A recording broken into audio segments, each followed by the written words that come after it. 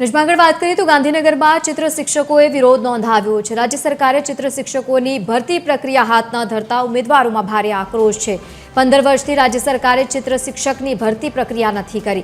Budget દરમિયાન ભરતીની જાહેરાતોનું આશ્વાસન અપાયું હતું, પરંતુ વારંવાર સરકાર સમક્ષ રજૂઆતો છતાં ભરતીની કોઈ જાહેરાત નથી કરવામાં આવી।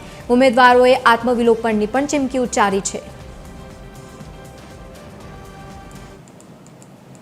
અત્યારે અમારે 15 વર્ષ વીતી ગયા છે, તે છતાંય ચિત્ર શિક્ષકની સરકારે હજુ ભરતી કરી નથી। કેટલા બજેટ ફળવાઈ ગયા અને અત્યારે સરકાર એવો દાવો કરે છે કે અમે ઐતિહાસિક બજેટ, તો આ ઐતિહાસિક બજેટમાં અમારો નિર્ણય કેમ ના લીધો તમે? જો સરકારને ગાંડા બાવર દેખાતા હોય, એના માટે કરોડોની ગ્રાન્ટો ફાળવી હોય, તો ચિત્ર સંગીત વાળાનો શું ગુનો?